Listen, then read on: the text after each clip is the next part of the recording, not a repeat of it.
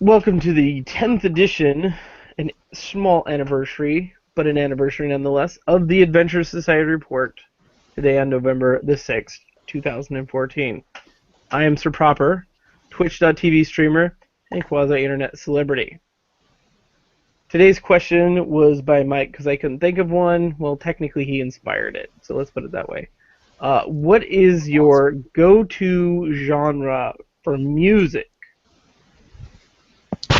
Your go-to genre for music? Because I think it's a better question than what's your favorite artist. I think that's a silly question. Too broad, too general. I know. Well, it's like, what's your favorite? Like, okay, in what respects? So. Even what's your go-to matters on what you're talking about. Oh, I know, but you can specify. For me, I know I have a specific go-to. My go-to genre, and I don't care if you think this is sad or whatever, but EDM. I like EDM. If I just need a beat very to move broad to, genre, if I need to stay awake, if I want to rock out and play video games, it's usually EDM. That's very general. What is it? Okay, I'll narrow it down. More so dubstep, or like synth pop, glitch, or any of those kind of the more industrial types of EDM. Okay. Gotcha. I love me some dubstep. Give me that wub wub. Cool. It's not to say that I don't have a much broader or eclectic taste, but that's my go-to. If I'm needing some beats, something to groove to, that's what I go to. Let the beat drop. Exactly. Let the bass hit you. Okay. So, we doing ladies first here, or Mike, you jumping in? Well, technically you went first, since we're going No, I know. with the ladies first. Yeah. Part of the opening. He always goes first. Exactly. Anyway, it's my turn now, so everybody shut up. Introduce yourself and answer the question. Cola Queen, I'm moderator in Sir Proper's Twitch channel, and I'm only famous on Twitch. And my answer to the question, I guess my go-to genre would be kind of 90s, early 2000s indie alternative American stuff. Yeah, indie alternative rock. And some British stuff. Yeah. I have some Modest Mouse, Built yeah. Modest Mouse, yeah. I'm with you. I'm feeling it. Yeah. Yeah. Okay. That Mike? kind of stuff there. I mean, the only stuff I listen to, but Well, certainly the stuff I go to a lot. I mean, I will listen to everything classic, opera. I love opera. People think I'm weird, don't care. Rock, classic rock, butt rock, metal. Anyways. I don't do country. I definitely don't do country. I used to be like that. I used to not be able to do country. Now I find ways of saying, yeah, country's good for this time. I like folky, like the old school country, but this new country stuff I just Me too. It's more. I like croony country, like stuff from the, I don't know, Patsy Cline, that kind of thing. Yeah, definitely the older style country, Anyways. Anyways, it's Mike's turn, so we'll give him the floor. Cut you guys off. Anyways. Mike. Sorry, I had to stretch.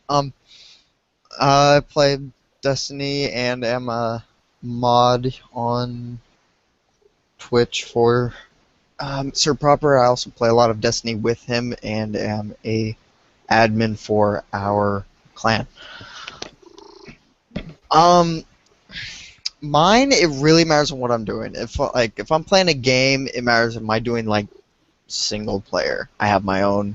I have playlists for anything and everything I do. If I'm at work, I love listening to salsa music or something that's got a beat to it where you can kind of dance to it. I don't know why. Really? Salsa? There's nothing wrong with salsa, but at work and salsa is not. It's fun and funny. Everybody at work that hears it, that you know what that reminds me of? So I used to work for this grocery store, and the predominant clientele was the Mexican/Hispanic population, whatever you want to call it. I don't really But care. but I'm using that as a generality of like that kind of like upbeat Hold kind of. on. The only two options that we had for when I was working night crew, the only two things that we had to listen to was like the oldie station or this like more contemporary Mexican radio station where Yeah. like every fourth word was corazón, mi corazón. It's like, Okay. that's what it makes me think of when you say salsa at work. I'm like, Well, no, it's like that or like electro swing. I like listening to that a lot while I'm Ooh. working. electro swing. I like normal swing music as well, but electro swing I get more of an upbeat to it than normal swing. Yeah, I do no, like both. If I'm playing games, if I'm like playing PvP like in Crucible, I like something hard like metal. Something where I'm just like it tenses, it like pumps you up, like you just want to punch somebody's face through or something. This is why I say I don't play PvP much anymore. But no, it's like it's not like an angry like I want to beat somebody up. It's Uh-huh. like adrenaline pump up. Anyways, Moving right along. So Mike has but my generality is wishy-washy, oldies, Dimitris. That's what classic rock and EDM. I do like trap, Oh. house, dubstep, hardstyle. I do like hardstyle quite a bit. No glitch or synth pop, really? I like glitch, but it's very far and few between that I find songs that are glitch that I do like. Okay, so question answered. Enough of that. God damn Shut up. Since this is an anniversary episode, we decided we'd do something a little different with the format, a little waxing reminiscent of our experiences in gaming. So we're doing the best, worst, and WTF moments in gaming. So the question Why is: does it sound like a purring cat? There's a cat purring. I know there's a cat purring. I was like, I'm not hearing this. Get her to leave. So she's now part of the podcast. Okay, hi cat. Okay, so let's go ahead and start with a round robin of best moments. I'm gonna say 3 real quick, and then we'll kind of like touch on some of the different ones. Okay, so one I have to go with one of the ones today because Mike knows this. We were both there. We were during the broadcast, and it was kind of a what? So we were playing Binding of Isaac, the Binding of Isaac Rebirth. It's the new iteration of the Binding of Isaac, and Mike struck on this seed that starts with like brimstone right off the bat, and then it just got better from there. And there's still all these new things that I don't know about Rebirth because I used to watch, streams and let's plays on the Binding of Isaac, so I had a pretty good head knowledge of before Rebirth. Well, I walk into this one room and there's like 4 items on the ground, and they're all pretty good items, but I have runestone, so I'm trying to take that in consideration. Finally, I pick one of the 2 that I have no idea what they'll do, and all of a sudden it is just a horde mode style onslaught of bosses one after another, and it's just like they're coming in, they're attacking, I'm unloading, and it's just one of these hyped up holy shit moments. It's like you can't let go of the trigger for love nor money because you're afraid you're gonna die, but it's kind of that wild roller coaster ride, and it was just totally amazing. And then he went through it a second time and it was a joke because he made the right choices. Yes, made some better choices. Well, it wasn't a joke. It was still fun, but it was a lot faster, and it wasn't that exciting. That Tammy's head made. Oh gosh, yeah, no. So then the second one, I'd have to say one of my I have a couple of older ones that I was thinking of, but a more recent one would be, and I know with kind of the under fire nature of Destiny right now, the first time I played Destiny was a real high moment for me. Getting into the You're talking alpha. about the beta, alpha? No, alpha. When I first got my alpha code, got to start playing, it was like nothing really I had played before. Yeah, of course, kind of like Halo, kind of like Borderlands, but it was such a fresh experience. And that was a really high moment for me. Just even getting the code was a pretty big moment. And then the last one I would say is Final Fantasy VII. Getting my ultimate version of the limit break of Omni Slash and beating beating one of the extra bosses with it. That was a long time ago, but it was still like the first time I unloaded that thing, I was kind of like, oh shit! Oh crap! Because it was amazing and overwhelming. It's like 100+ hits, all done in a matter of like 10-15 seconds. Amazing.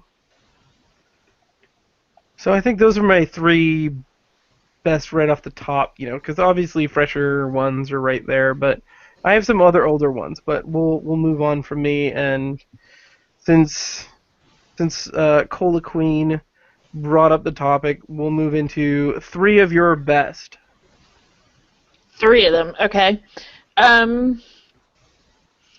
think the top of my list is probably the first time I ever beat Civilization, the original game. Ooh. After spending many long hours. I don't even know, days, months, probably years of trying to win just once at that game. So you're saying it's just slightly longer than Monopoly? I still remember it. It was, it was on my dad's computer. He had the game, and we used to spend, like, every night practically playing that game.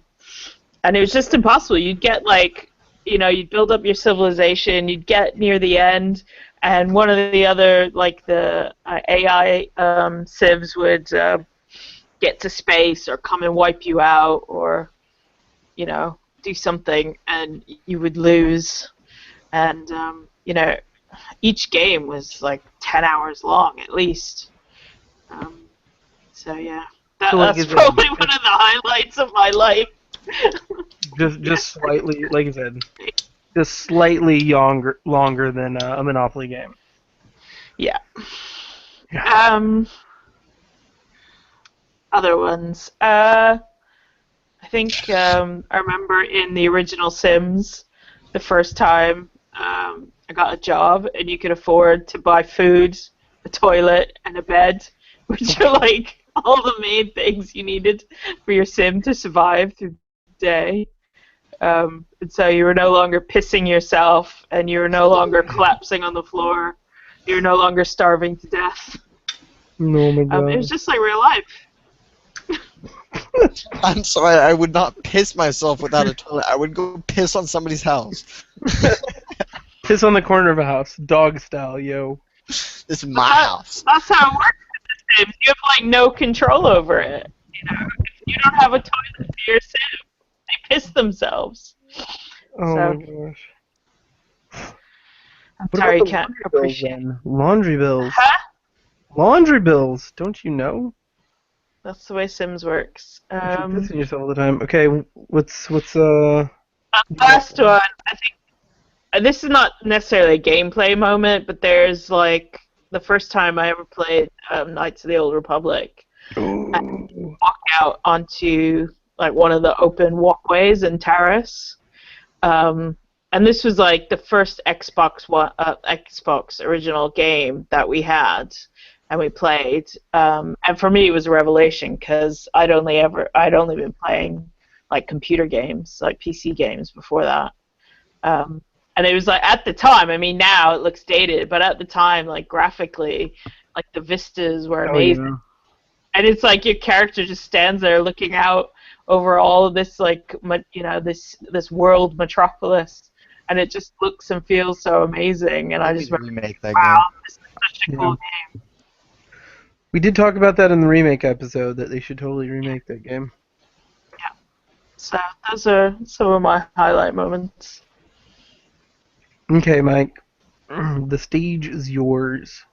Well, mine was probably back, quite a few years ago. When I first started WoW, I did my very first raid. It was back during BC, and like, it was a whole new experience for me. Never done something that big of a scale and that difficult. Like, took down Illidan. It was just the coolest thing. I was like, holy shit, crap. we You didn't even actually do any did of like the build-up ones. You're talking like going for the big cheese. That was the first one I got into. Like, what? my Wow. buddy that was in it, he had a raid, and they were like, oh, we got an empty spot, and we're like, and we're just starting, and the guy didn't show up. You want in? And I did get carried a bit through it, but I pulled enough of my weight that I wasn't an impedance, but it was still... You weren't bottom of the ranking, is what you're saying. No, I was like second or third to the bottom, but... but the point is, Far enough away. considering my gear, I was way under geared. I was like the minimum. Oh, yeah. And we beat it, and I was like, holy shit. I mean, I didn't get anything, but it was still that, oh my god, we just beat supposedly the hardest thing in the game at the moment, and the amount of teamwork that required was ridiculous. Yeah. Like, at that level. Now I can go in there and one-shot everything. Are you telling me you still play WoW? I love it. Every once in a while. I'm getting ready for the expansion. Anyways, Oh my gosh, I played that for so many years, I totally stopped. I'm done. I took a break during right when Lich King started because I couldn't afford to. My buddy let me play on his account a little bit. I kind of dibble-dabbled for a month or two during that, and then I stopped because I was wanting to move money that I couldn't move from elsewhere to play it again. So Good decision. yeah, it was shit I needed to buy over paying for a game. So another one would be when I beat Diablo 1 for my first time. I didn't do that until like 2006. Oh crap, Diablo, yeah. Ooh. I have all of them. And I was just saying the original, man. Beating the original Diablo was 2 in hard. some I would ways sit. was I way remember when it easier. first came out. My old man had it. He had it on the computer, and I'd sit there and just watch him play it before I went to bed when I was a little kid. It was fun. Like, I was like, holy crap, what's that? Like, I was so fascinated with it when it came out. But then once I got old enough to actually like play it and understand how to play it, it wasn't easy, to say the least. Mm-hmm. It took me forever to beat it, and I beat it once, and I refused to ever go back and play it again because I don't think I have the patience now. Yeah, no, the combat mechanics in Diablo 1, I mean, they were good for their time, but I mean, they're brutal. They were really hard mechanics to deal with. Plus, the save mechanic, unless you saved, you were screwed. Yeah, no kidding. I mean, it was the brutal of you don't save, you're fucked, and Fallout kept that. I enjoyed that in Fallout, but it also pissed me off a lot. You mean they forget to save and lose Yep. like 3 hours of Yep, gameplay? that would be me. I would run around a corner and get like nuked by a car, and I would just absolutely lose my shit and just walk out of the room. Yeah. Call up, be quiet, because I know you've done it too. Okay, and one more. What's your Pokemon. really like beating it or just playing it? No, I had Fire Red for the longest time. I got it day one it came out. I had every Pokemon in the Pokedex, event Pokemon, everything. Only things I was missing was the starters from Silver and Gold, but there was no way to get them. But I had every starter Pokemon from the original, from Emerald, Diamond, nothing glitched, nothing hacked, nothing. I had I even had a Drochi. I had a Deoxys. I had every event Pokemon you could get, and I think I had like 2 Japanese Pokemon. Like, I had everything. I had spent good probably 2-3 years on that Wow. game. And I had everything. Then my what the fuck moment of that would be my buddy borrowed it to complete his Pokedex, and his sister borrowed the game. And we all know where that went from there. Wouldn't that count more as a worst versus a WTF moment? Well, it was... Yeah, it would be a worst, huh? She named her Pokemon, too. That really irked me. Oh, Like, she got a Jolteon, and she named it, like, Shocky or something like that. I was like, the fuck? Okay, so Cole, I know you have even more, but I'm gonna challenge us all here. A best and worst moment, one that like encompasses both the highs and the lows. I thought of this one while we were talking. I'll save mine to the end, but I'll give you first crack at it. Or if you feel like you need a moment to think about it, I'll go first. And I kind of gave mine, didn't I?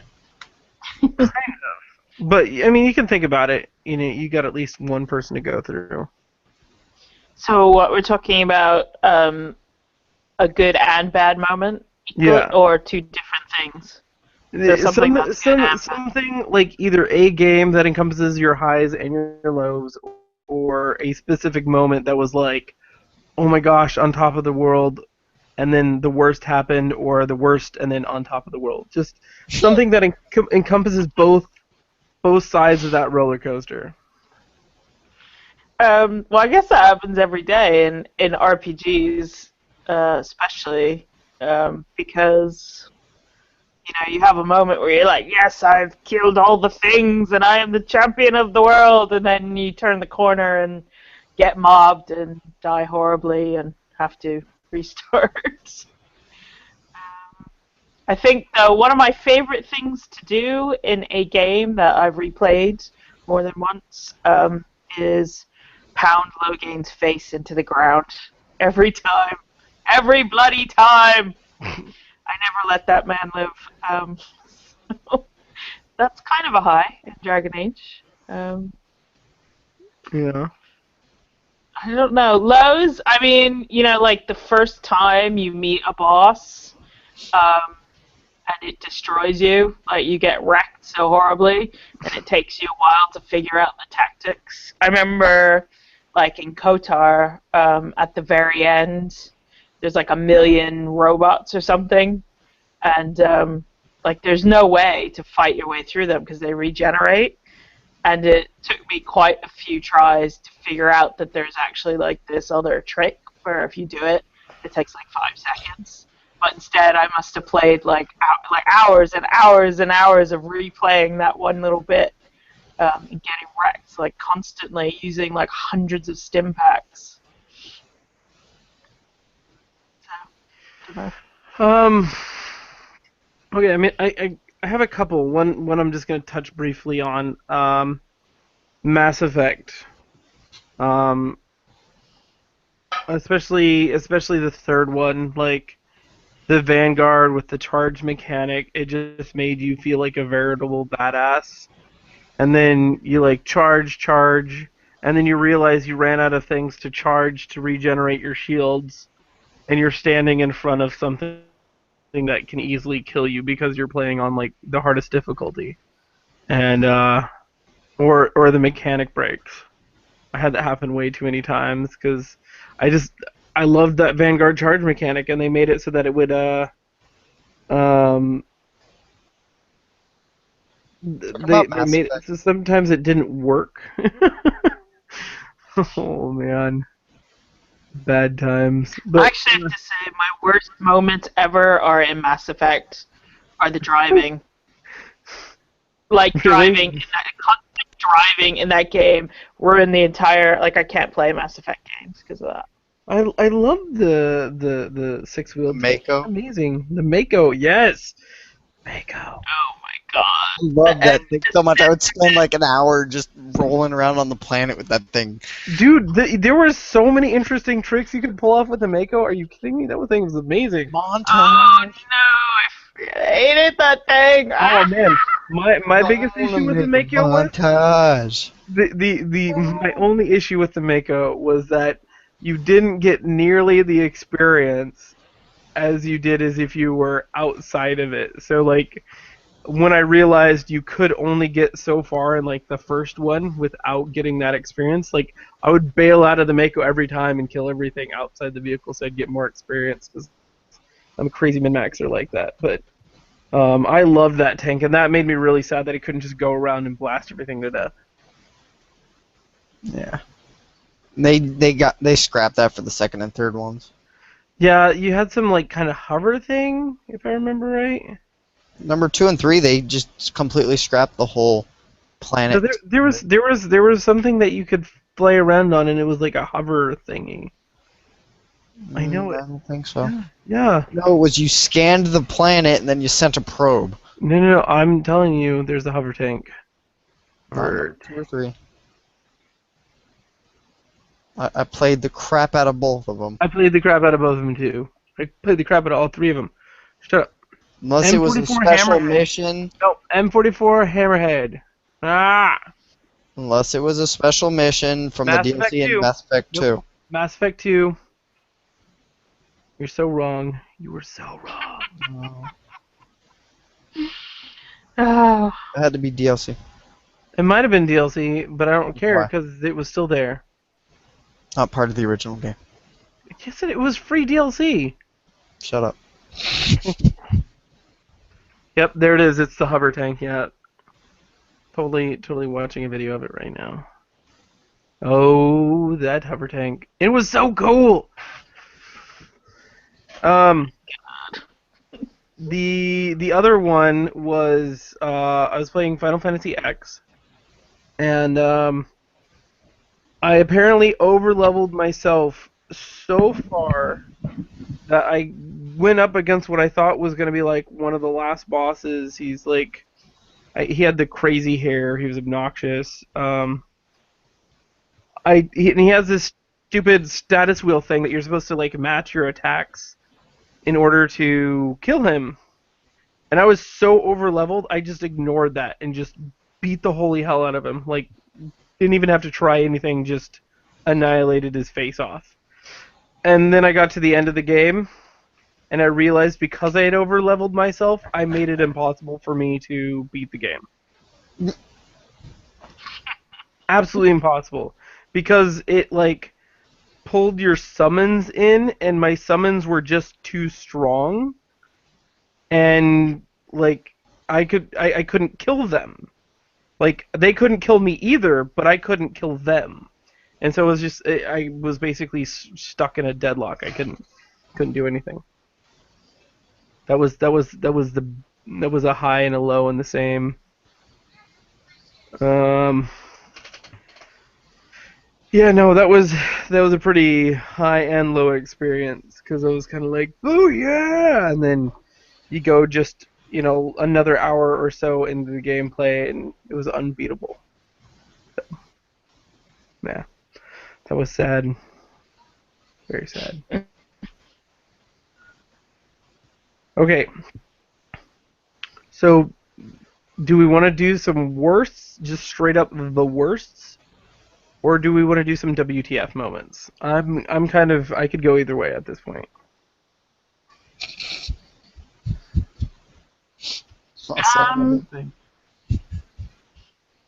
I've got both, so whichever you want. Flip a coin. Flip a coin. Okay. Okay. Let's do what the fuck moment. WTFs, aka what the fuck, since Cola is apparently having trouble saying that. Tired. So, it's been a long day. I would say, there's been some really odd glitches I've come across in video games that I just sit there and turn my head and I go, the fuck? The first time I found the rebound wall and the garden mission was a WTF moment because I literally I was trying to figure out what it was. I happened to be using Blink on my Warlock. And I tried to see if I could blink further into it, and it then launched me out into space. And I was just like, "What the fuck?" And that of course that led to some best moments right there. I'll tell you that. Freaking, it was amazing. Some other WTF moments. I'll tell you what, pretty much everything in the Binding of Isaac. I mean, there's some fun stuff that goes on in there, but pretty much all of the Binding of Isaac is what the fuck. I'm a theology major, and I get some of the dark themes that they're playing with and where they're pulling some of the story idea from, but it still just, for the most part, I'm baffled. I wouldn't buy it for the longest time because I was just so, what the hell is going on with this game? Like this morning, I got the dead baby follower, and I was like, "You want to hear some dead baby jokes? Go with my dead baby." We had that going for a while. Oozing, blood. Almost every enemy in the game is weeping blood or some bloody skinless thing, and it's so demented. It's so what the fuck. It's a fun game as long as you can think of it from the mechanical standpoint rather than realizing what you're actually doing. But I don't know. Some other WTF moments.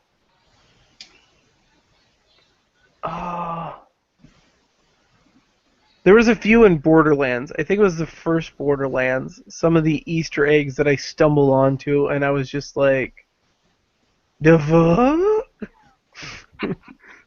I like the Minecraft one, though. I thought that one was fun. One of my favorites, I think it was from Borderlands 2? I don't know. Anyways, you go out to this area, and it starts the I'm on a boat, basically, Easter egg.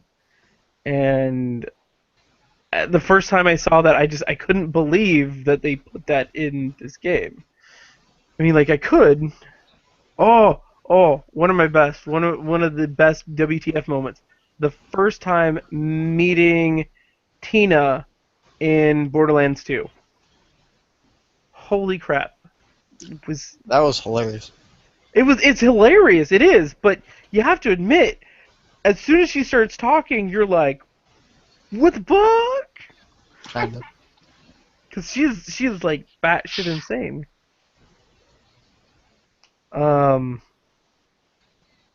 Well, Cola, ladies first.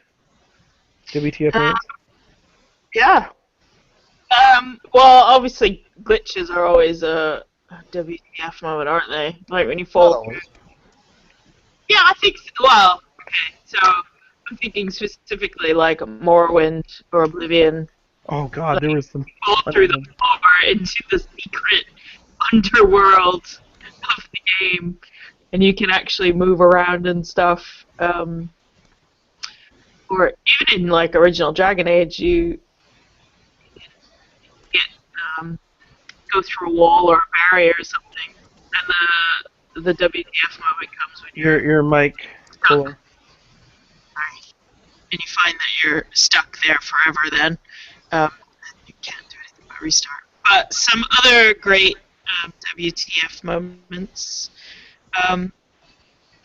When I figured out the how to play as a baby in Fallout 3 glitch. Oh God. And you can not only leave the vault, but you can actually go into the game proper and you can fight a super mutant as a baby. Wow. That is definitely one of the best what the fuck moments. Some other ones.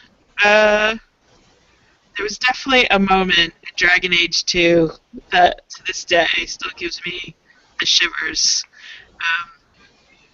And if you've ever played any of BioWare games, they usually come with the ability to romance another character with your player character. In Dragon Age 2, one of the options is Anders, who's a mage.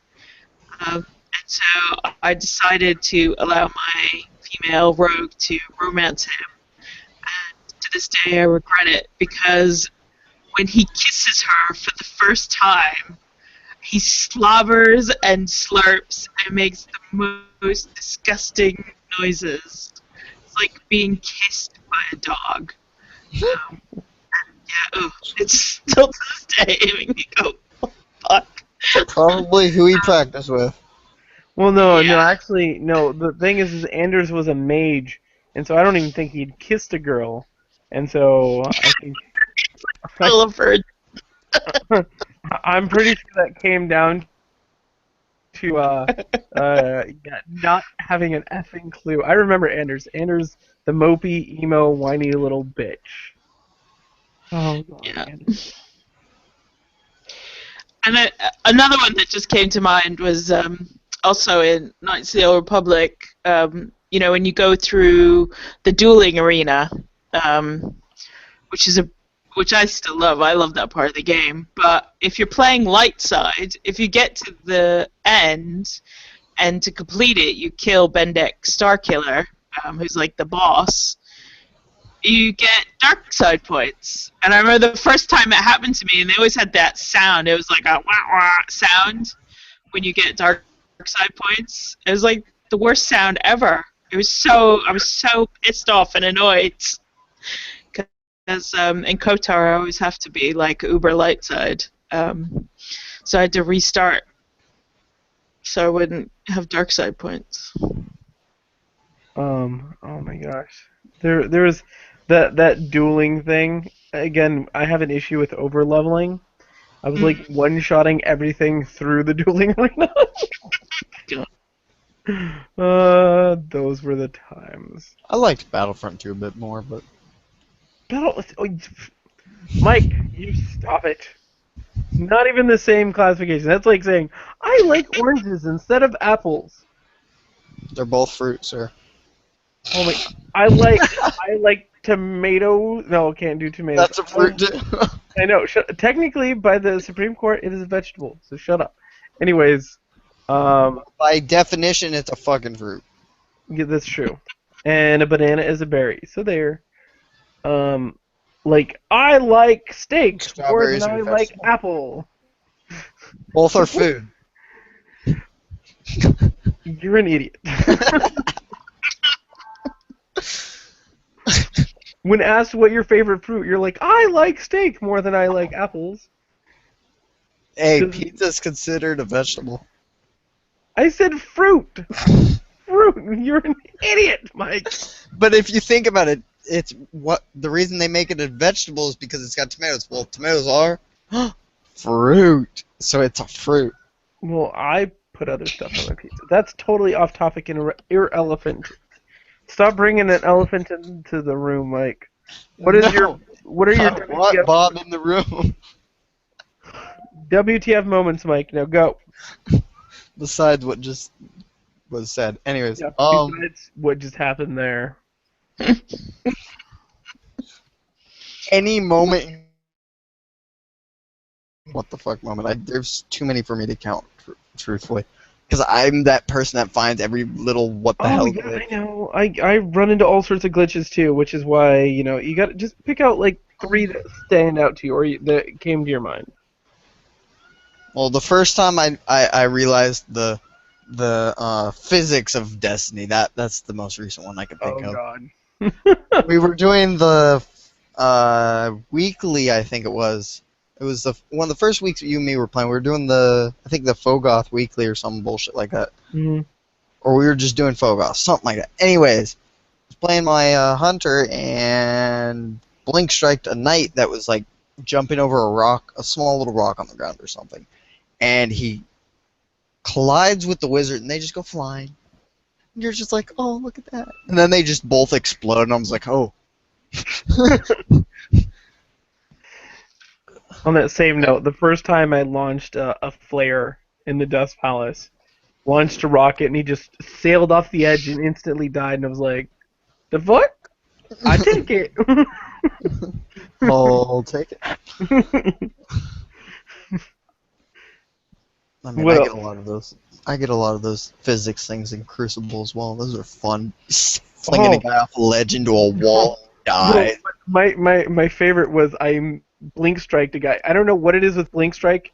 There's some extra momentum component that sometimes happens, and I sent a Titan. I didn't get the kill because I sent the Titan and he went flying and slammed into the wall, and just like died. And that was hilarious, It was. but it was really unexpected. So Yeah, it's not like a guaranteed thing. Um,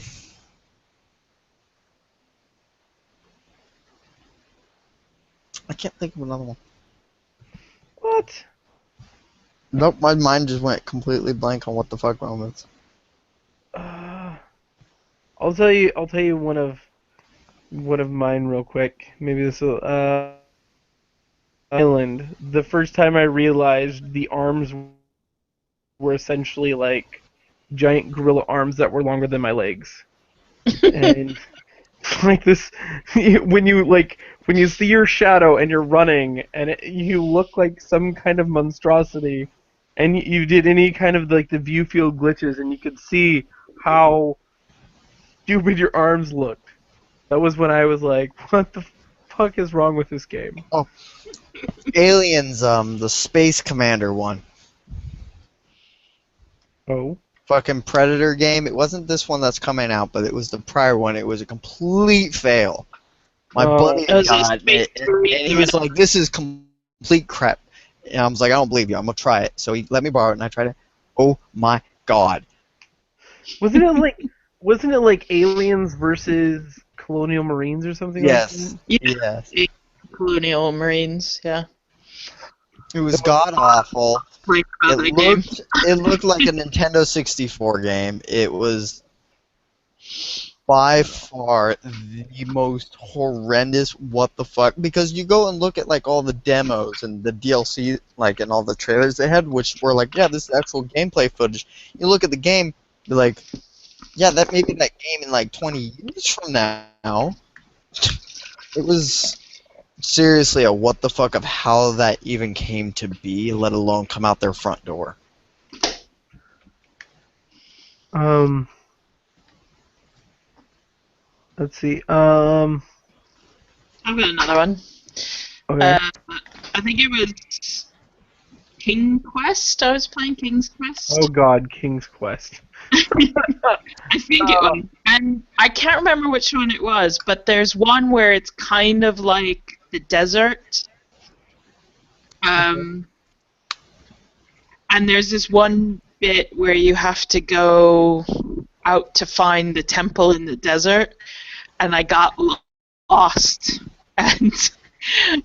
And it was just like, I just said, okay, I'm just going to walk in one direction to see if I get back to the town.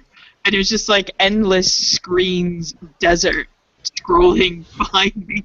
And I just couldn't get back. I couldn't figure out how to get back to, like, the game. I was kind of stuck, like, in the desert. Wow.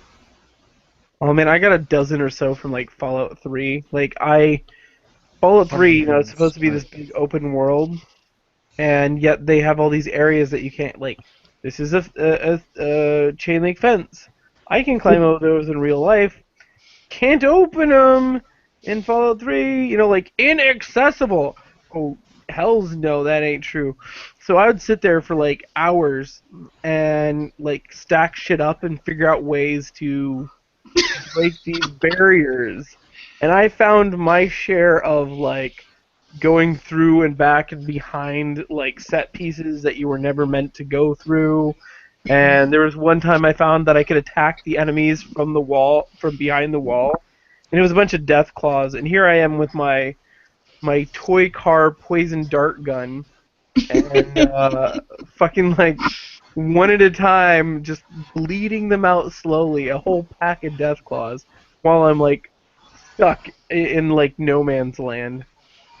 And then there was the time the one enemy somehow could get to me, and then I was running through endless space being chased by an enemy because I couldn't kill him.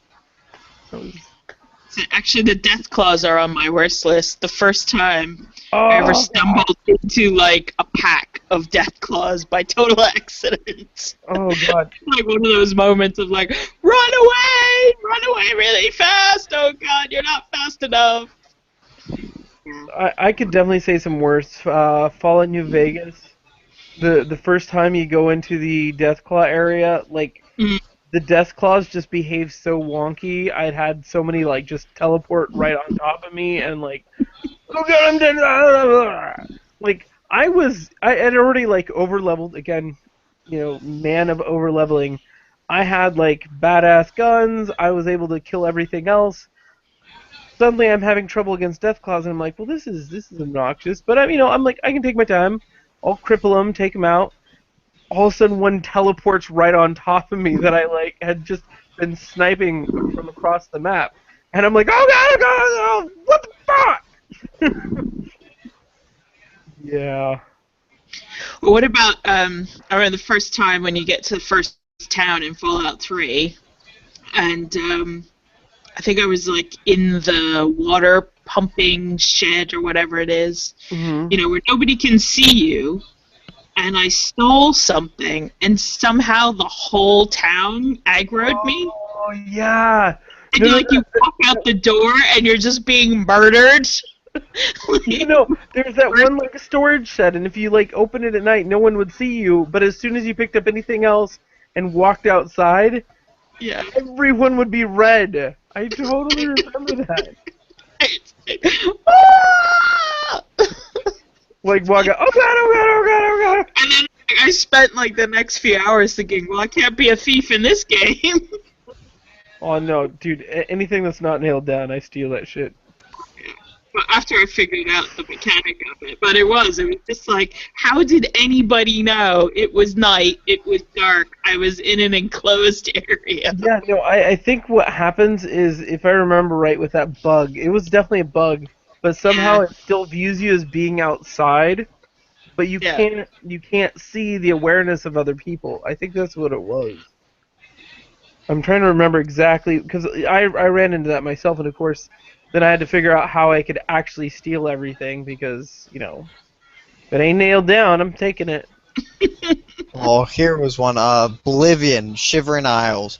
The first time I went there, I was like, the fuck is this place? Like, because everything was so otherworldly, like, nothing really made sense. Everybody's insane, and you're just like, the fuck, this is interesting. You guys, Shivering Isles was a great DLC. I loved it. It was a great I'll tell you one of my worst moments, and that I loved Morrowind. I loved a lot of things about Oblivion, but Oh, one that of the guy that worst, randomly falls out of the sky. Didn't like him. one of the worst things, one of the worst gaming experiences I've had was in Oblivion. Like, that game, for whatever reason on PC, was so incredibly buggy. I could not go through any Oblivion portal without crashing the game. And the one time I think that I managed to get through by, like, setting my position in, like, I was stuck there forever, because the gate didn't actually work. And I was so mad because it, like, basically, there was I could not complete the main story of that game. And it wasn't until a few years later, there was more stability patches, someone had come out with, some user-made stability patches, and I could finally play the game, but that really irked the shit out of me, because I had, bought the game, I couldn't even buy the actual purchased game. That was a pretty bad one for me. Actually, I'd say the thing about Oblivion, for me, that I hated the most was the Oblivion Gates. And I played everything but the Oblivion Gates. Well, I only did them when I needed to at first until I was overpowered. Then I'd run around and kill all of them. I would have loved to, but I couldn't. They were bugged. There's some cheats and tricks you can use to make them less painful. I'll give you that.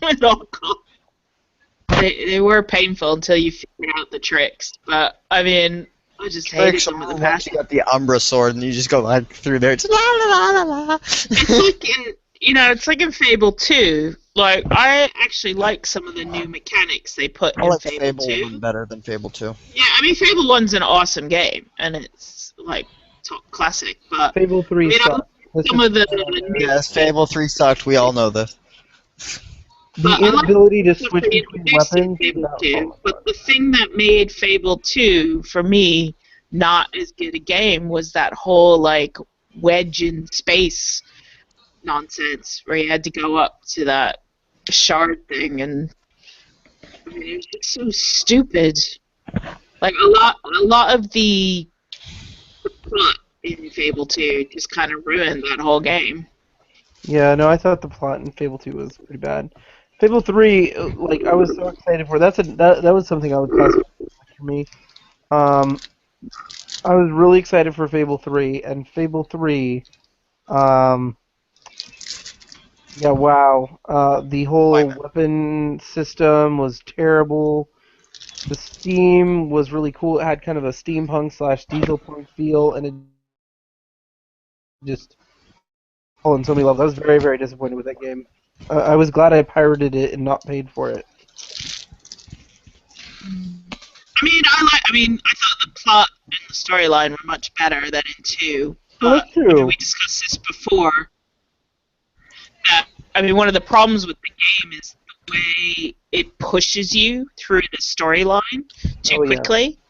So you don't even start to do all the like extra stuff that you can, like becoming a merchant or buying all the houses or doing all the additional content until like you're halfway through the game and you suddenly realize, wait a minute, why is it just trying to push me towards the end, and like you become king or queen or whatever, like far too early, I think. To me, I totally ignored the storyline because there's so many points that you could just break out of it. But yeah, no, it definitely feels like, because there's this constant kind of like impetus to keep going, like, oh Yeah, it's no, rushing to the end. But like in reality, you could just ignore everything and be like, whatever. Yeah, I mean, it's kind of like you suddenly realize, wait a minute, I need to go through all this stuff. Hold up, wait a minute. Anyway. Whereas a lot of other games, they kind of drop you into the story, make you do a little bit of stuff to get started, and then are like, okay, now there's like a million things you can go do, so go do them. That sounds like every Fallout game ever.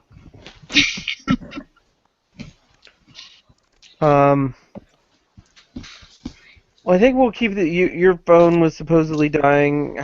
It's probably getting close, right? No, it was my laptop that was dying because I stole my laptop. I don't know, like, because there's. Okay, this is a pretty general category, but one of your most memorable gaming moments. Mine, particularly, one of the ones that I can remember above all other ones, was the moment that Sephiroth kills Aerith. That, like, actually, I'll admit it, I'm a grown-ass man. Yeah, I was a kid back then, but still, I shed a tear. I was horribly distraught. Didn't see that coming. Other people been like, "Oh yeah, I saw that coming," and I still to this day I'm like, "You're full of shit. Show your face." But that was one, like, Final Fantasy VII as a game was a major turning point for me in general. But the whole idea of a game telling a story, I think, really was crystallized at that moment for me, and so that kind of set a bar for like stories in games. What about you, Mike? Halo 2. Really? That was my childhood. Halo 1 and Halo 2 were my childhood. See, I can understand Halo 1, but Halo 2, like, everyone, like, hated how the story just dropped you. I liked it up till it dropped. But its yeah, multiplayer was by far my thing that really got me into shooters. It really got me into multiplayer.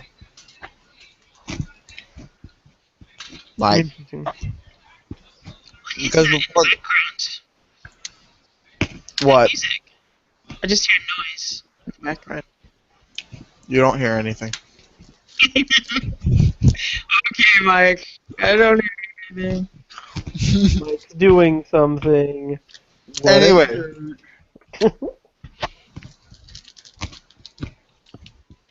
Okay, so Halo 2. What about you, Cola? It's funny, like, I keep turning back to KOTOR. There's a couple of moments, like, when you first find out that you're Revan. Ooh, that was a good I mean, one. like you know, like, the whole world just drops right there. And then, I think at the end, when you finally, like, the first time you beat Malak, he is such a hard boss. You know, it feels like such an achievement. You know, when you've got like you're like 1% health left, and you're out of stim packs and bombs and grenades and traps and everything, and you know he finally keels over. That definitely is an amazing feeling. You and I play games incredibly differently. That's all I'm saying. I think the great thing about that they often have a story, so there's often a lot of those kind of like da da da moments. Dragon Age has tons of them in the storyline. Oh I just man, love stuff like that when you know, like a whole history of something comes together, and or conflicts get resolved, or secrets get revealed. that you just reminded me of one of my, I'd say, gaming highs was playing Dragon Age, and this is one of the things that kind of like had me hooked into the Dragon Age series uh, since this point. But I was playing Dragon Age Origins, and come around the corner, and here is a high dragon, and like just like oh shit. And then the like fighting by the skin of my teeth. Yeah, I'm over leveled, but that thing, like it had some attacks that would like just annihilate your face off. And like when I think it took me. I think that's one of the hardest bosses I faced because it took me I think 3 tries. At least within the Dragon Age universe, and I was just like, yeah, like when that sucker went down, I was like, yeah. In your face, That was dragon! Yeah. yeah, like the first time. That kind of like coming around the corner and realizing, oh, they want you to fight a high dragon. Screw these drakes. High dragon time. F you. Wow. Yeah, that was a pretty big one. Yeah, you're definitely on point with that. BioWare has definitely done a lot to tell stories, and Dragon Age, KOTOR, like KOTOR, Jade Empire has some great story moments. Oh yeah, Uh, Empire too, totally. Best combo, funniest slash what the fuck moment was the first time I meet the inventor. Um, he's one of the Chinese pantheon, and he's totally crazy, and he's like falling down a flight of punches or something like that. I can't remember the exact quote, but just that whole falling down a flight of punches thing. I laughed so hard, but I was so confused. But at the same time, it was just so funny to me. And there's a thing in there like, don't you have to like remove someone's kidney or something? There's some Oh, crazy. I just remember being like totally grossed out by it, like the idea of it. there's some weird stuff in there. Well, there's the whole like machine of heaven that you have to figure out how to use and stuff. That was fun. Yeah, Jade Empire is definitely, I think, an underrated game, like overlooked. I mean, it had some problems. Like I remember some of the fighting mechanics were really hard to get through for me. I loved it. I thought it was such a great and fluid Like combat system. and a story. Yeah, I just loved it. I thought it had some really excellent gameplay to it. I kind of want to play it now. see if it will work on my 360.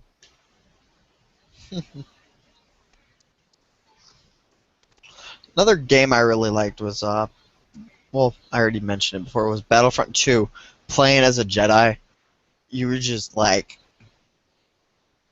you were it. Like everybody wanted you dead, but you killed like everything and anything in sight. There was a Sith on one map. I think it was only on one map. He had like nunchuck lightsabers. You guys remember that one or no? I didn't play much Battlefront. I remember like some of the Played Jedi were pretty badass, but yeah. Yeah, but Battlefront 2, there was a map, and it was like a reddish tint to the whole map. I only had ever played it maybe a handful of times because it was really hard to get that map to pop up because nobody liked playing it because the moment you got that Sith, it was just game over. Like, nobody could stand up because it was all close quarters, and he had a ridiculous range. Like, and he was really quick, and it was just a good bit of fun. Hands down, probably one of the funnest things I had. Also enjoyed Lord of the Rings Conquest. I enjoyed playing as like Gandalf and shit. I just Do remembering. you enjoy playing overpowered characters in a PvP game? Oh yeah, that makes sense. Yeah, Gandalf actually wasn't overpowered. You'd get hit like in the face with an arrow and you were dead. But I remember when I played the first episode of Walking Dead. There's definitely a WTF moment when you have to make the first choice between two characters, whether Oh yeah. something happens to them, and it's like the sort of young guy who's really nice and helpful, and the really annoying little kids. And I remember when I was playing it the first time, I thought, well, if I save the kids, the other guy will have time to get away, or I'll be able to go back and help him.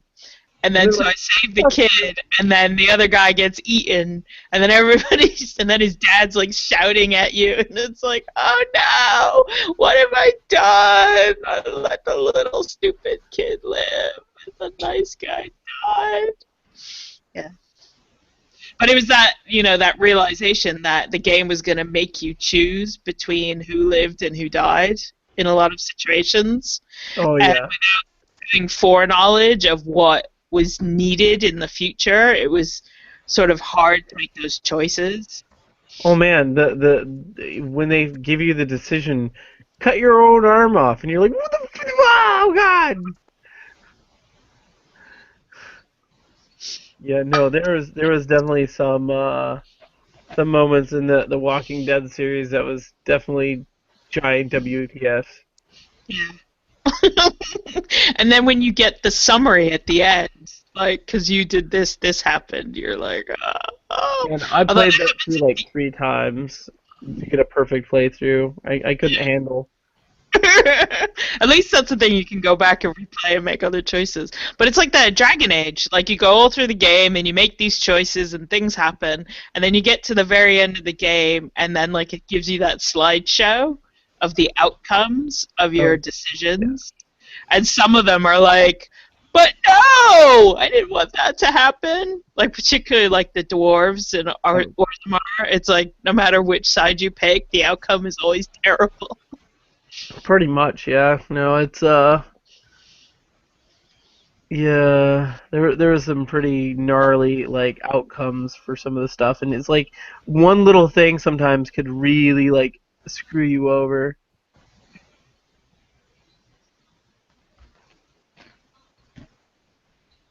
So where are we at? I'm We, actually trying to find that quote, to be honest. I want to know it's Kang from Jade Empire. I want to know what that freaking quote is. I thought you meant Kang from Star Trek.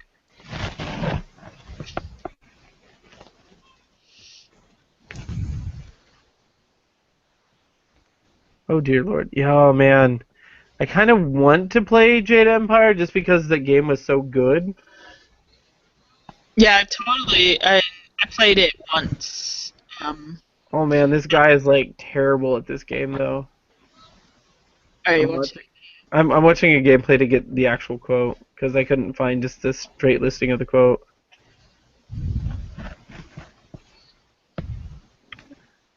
Oh man, I love the combat of the game, and this guy is just making me cringe. I think in that game, getting the I forget what they're called, but they're like crystals to put, which are the things that give you kind of special abilities. Like getting those right was key I to was going to make more of an being. exploding thing, but the kicking thing worked well too. But I mean, I think later on, like in the early part of the game, I found the combat really easy. But as I progressed, I found it a lot more difficult, and it wasn't until I really It was started more missing. unforgiving. You had to start learning how to like cross combo and stuff to really make it through the But endgame. sometimes, and you also needed to get the right combination of those like, crystal things or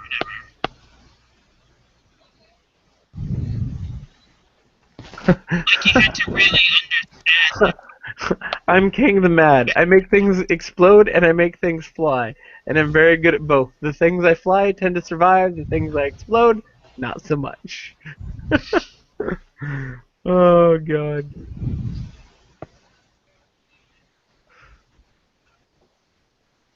Oh god. Oh,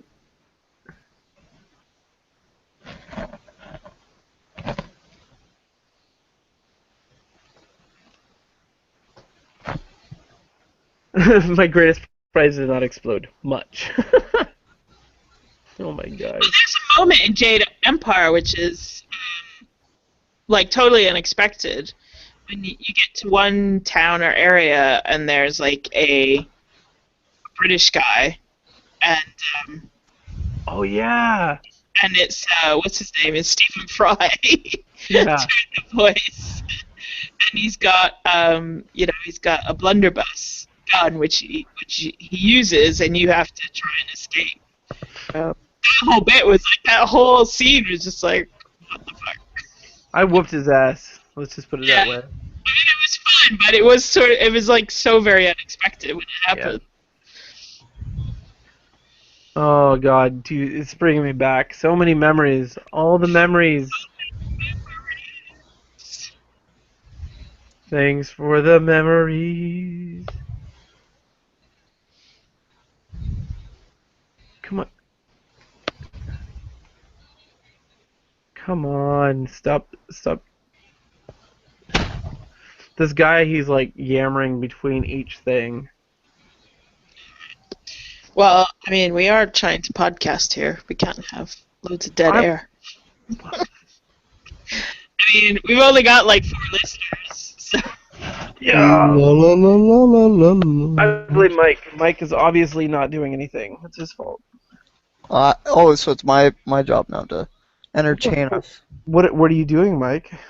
I am clipping my toenails. Questions that didn't need answered. Yeah.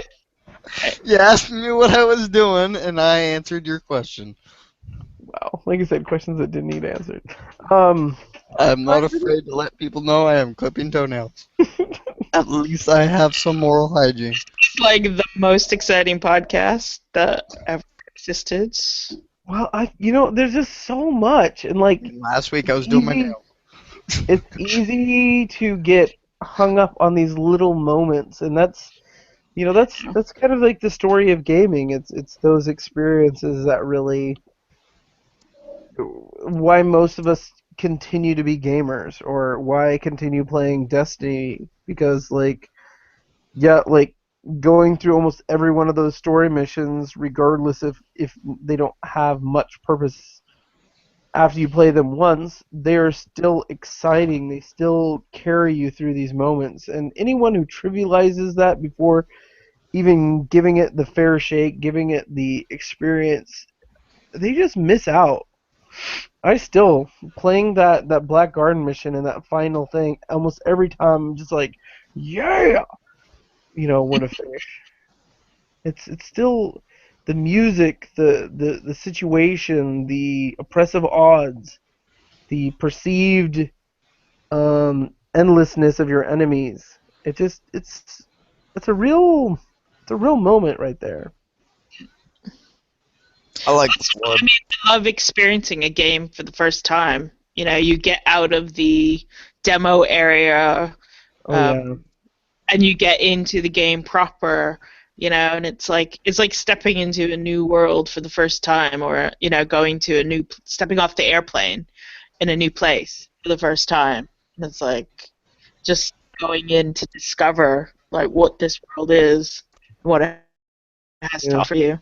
It was the most amazing feeling, and that's why I really try not to watch streams of like brand new games that I'm planning to play. Yeah, fair point. That We need to experience. do a Starbound sometime.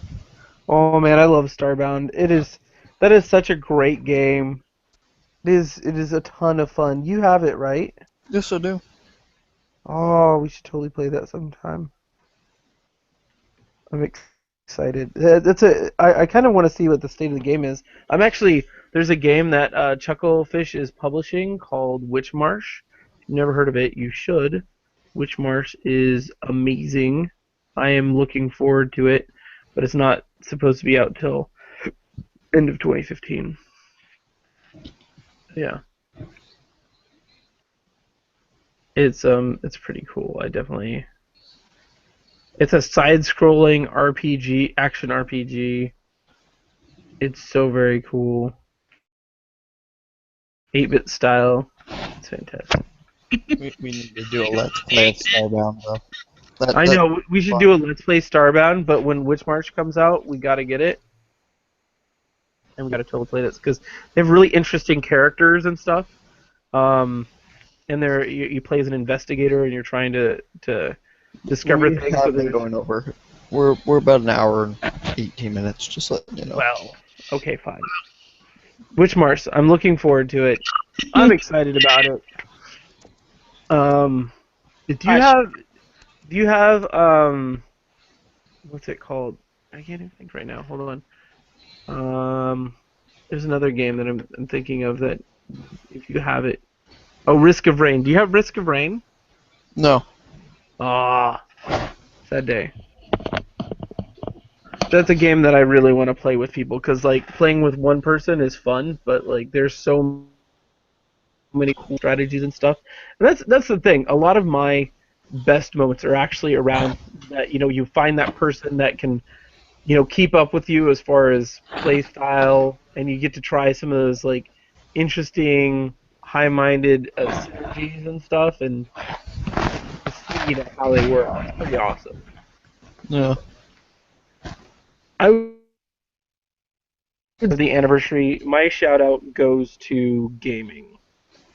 Here's to gaming continuing. We might be in some troubled waters right now, but I honestly think that regardless even if we suffer some sort of crash in the gaming industry as far as like consoles and all that, it's going to keep going, because there's enough of us that have experienced those highs, those scratch your head, that are going to keep coming back, and I don't think it's ever going to die. But if it does crash, the only thing that'll keep it going is actual listening to the people that play the game. Yeah, definitely. Not just trying to pump out as many games as possible. You make a good game once, it lasts forever. Because I mean, that's the thing is some of my best moments. I'm thinking like Final Fantasy VII, the first Metal Gear Solid. Those were some amazing games, some amazing moments. There was a game back in the PS1 called Omega Boost, one of the most exciting games that I think I had played up until that point, and that was at the end of the life of the console. I mean, so well made, so well polished. It was awesome, well made. And I think that's this whole podcast in more ways than one is really a testament to the fact that it's gaming and it's those great games that create moments that stick with us. So, Here's to Gaming is my shout out. And Witchmarsh. We can play Witchmarsh. Yeah. Actually, just one more moment that I thought of while you were talking. Okay. And that was in Thief 3, essentially. When you get, they're like these sticky gloves that allow you to kind of crawl up the walls and over the room and stuff. And it kind of opens up this whole different way of playing the game and actually allowing you to be much more stealthy and stuff. And that was the thing that drove me through that game because I loved it so much that then once I was done and there was no other games like that, and then Assassin's Creed came along, and you could actually do that as your skill. It's because of games like Thief that then series like Assassin's Creed can happen. Yeah. Anyway, my shout out is actually to myself. Oh. Oh, snap. I know. Only because I don't know if you remember, but you've been drinking, so you may not remember. But because I'm getting a bonus this year, I'm gonna try and get a capture card and a headset, and hopefully be able to do my own stream. Nice. Compete with Survivor. I'm not trying to be a professional streamer. Just like a one-off stream, like do a charity stream for my birthday, that kind of thing. Yeah. I might join you. Yeah. I'd So I definitely show up there if I'm not streaming or if I'm having an off day, because, like, I don't know You if have you those know, but cards. during this last week, I broke a tooth, some other stuff. Finally got into a dentist. Yay.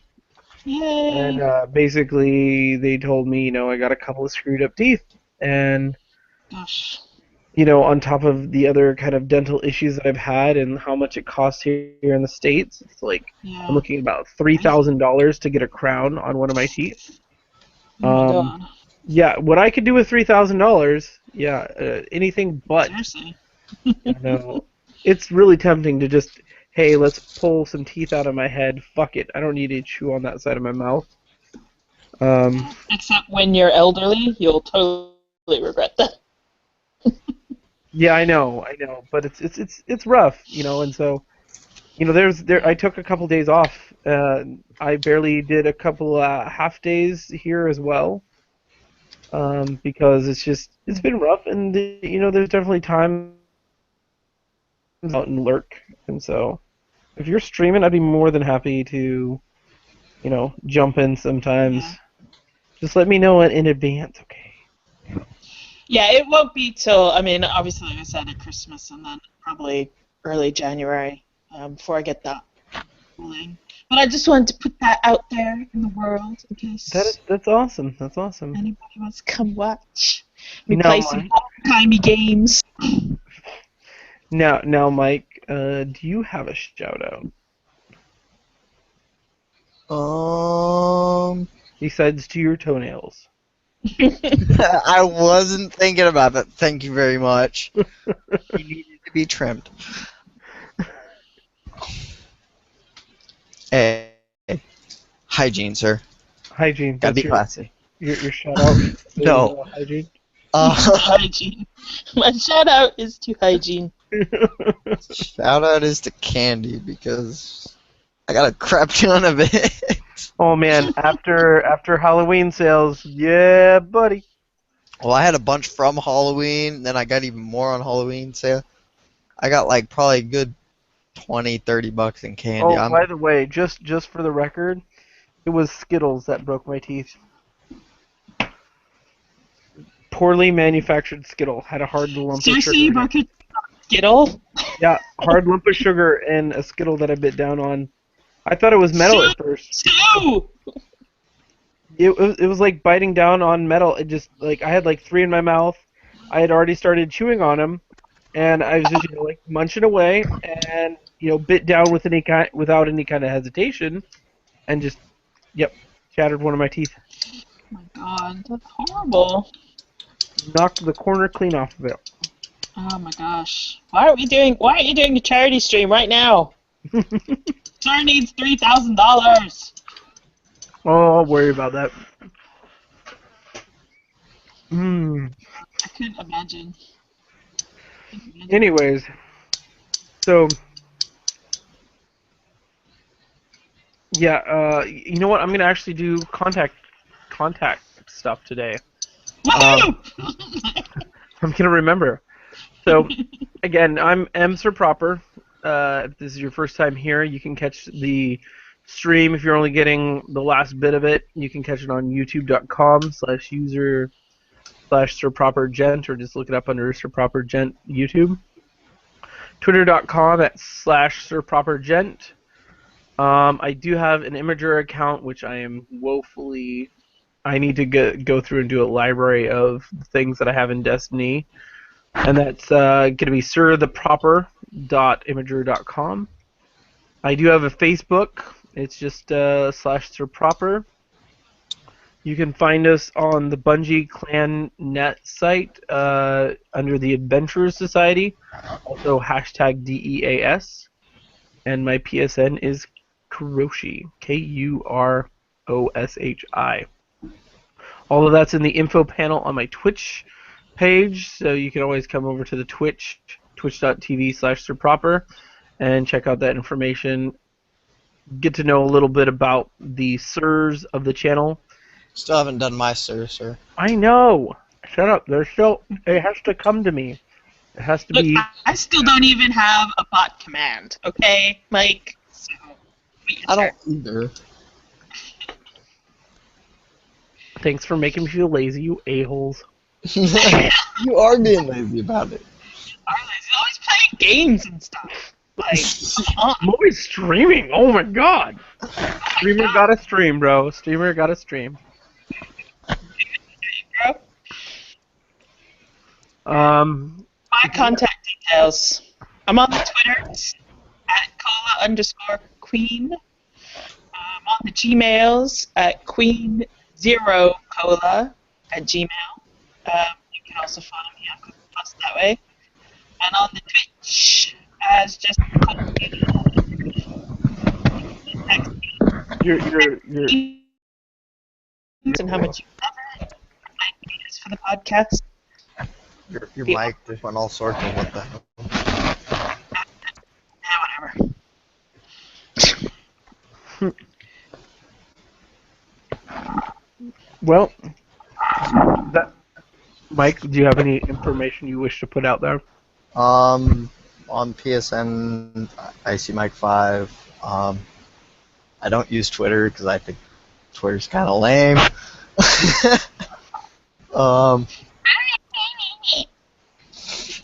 Yes, Cola. Twitter is lame. Anyways, yeah, about it. That's it. Okay, well, thanks for watching. Thanks for being here, those of you that were in the channel. I appreciate it. And you can catch the full broadcast, obviously, on YouTube or any of our previous podcasts. So, thank you for being here for the 10th edition of the Adventure Society Report. Have a great day, evening, and afternoon.